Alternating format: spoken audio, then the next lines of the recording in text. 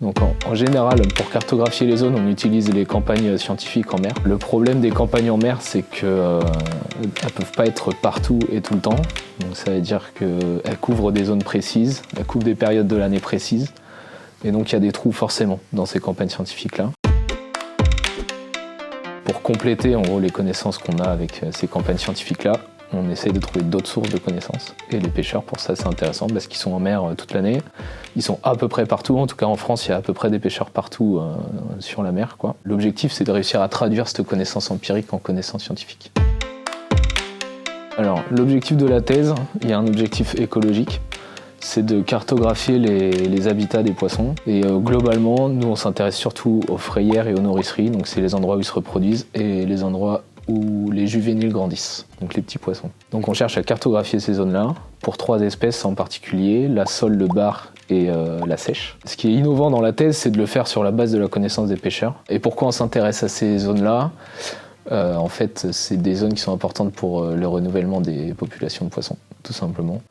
Donc en gros, les protéger ou à minima les connaître pour ensuite pouvoir les suivre et si besoin les protéger, ça permet de faire en sorte que les populations se renouvellent, quoi. Les questions de recherche, c'est comment faire pour partir de la connaissance des pêcheurs et réussir à cartographier les zones. La connaissance des pêcheurs, il y a 2 moyens de l'utiliser. Soit on cartographie les zones que les pêcheurs connaissent. Moi, je fais des entretiens individuels, en gros, avec les pêcheurs. Donc je viens voir les pêcheurs avec une tablette, une carte marine dessus, et puis sur la carte marine, on dessine les zones qu'ils connaissent. Par exemple, si on recherche les nourriceries de sol, on dessine les zones de nourricerie qu'ils connaissent. Et la deuxième méthode, c'est d'essayer de les caractériser. Donc de leur demander les nourriceries de sol, c'est à quelle profondeur, c'est sur quel type de substrat, est-ce que c'est dans le courant, pas dans le courant. Voilà. On essaie de trouver plein de critères comme ça, et après, avec des cartes de substrat, de courant et tout, et on trouve ces zones-là, quoi. Et en fait, on a donc ces 2 manières-là de faire. Soit on utilise l'une ou l'autre, soit on essaie de les utiliser ensemble. Après, je recoupe pas mal les connaissances des pêcheurs avec d'autres sources de données, quoi. Donc ça peut être des données issues des campagnes scientifiques, soit d'autres données issues de la pêche, mais ce qu'on appelle les données déclaratives. Donc c'est en gros tout ce que les pêcheurs ont l'obligation de déclarer. Donc ce qu'ils pêchent, ce qu'ils débarquent, potentiellement où est-ce qu'ils pêchent. Il y a parfois des observateurs en mer, donc c'est un peu des techniciens scientifiques, quoi, qui sont sur les bateaux de pêche et qui mesurent tout ce qu'il y a dans les captures, donc les espèces, les tailles, etc. Donc ça, c'est des bases de données auxquelles j'ai accès aussi. Pour l'instant, en gros, j'ai surtout terminé un cas d'étude qui sont les nourriceries de sol. Là, on a réussi à avoir une cartographie, donc plus précise en tout cas.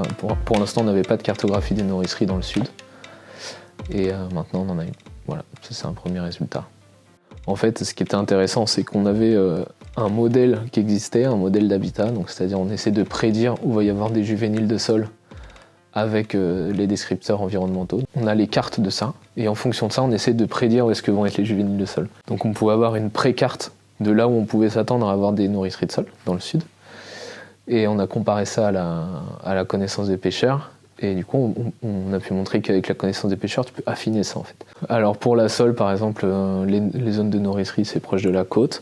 Et souvent des endroits qui sont un peu dessalés, donc les estuaires des fleuves. Voilà. Pour les zones de ponte de sèche, par exemple, c'est aussi dans des zones côtières qu'elles pondent, les sèches. Pour le coup, les sèches, elles pondent sur un support. Donc il faut accrocher les œufs quelque part, sur une algue, sur un caillou, souvent sur les herbiers aussi, donc les prairies marines, quoi. Là, pour la sèche, ça va être beaucoup de travail de caractérisation avec les pêcheurs parce qu'on a peu d'infos pour recouper. Bon, il y a l'objectif écologique dont on parle depuis le début, qui est de cartographier les nourriceries pour les protéger, pour savoir où elles sont, machin. Ça, c'est l'objectif direct, on va dire. Moi, j'ai un objectif qui me tient un peu plus à cœur, qui est de développer la discussion entre les pêcheurs et les scientifiques, ce qui se fait déjà beaucoup, hein, mais je trouve ça hyper intéressant de faire discuter les 2 mondes, quoi. À la fois de valoriser la connaissance des pêcheurs et aussi à la fois de leur transmettre des connaissances que nous on peut créer. Donc faire cet aller-retour là, c'est intéressant pour moi.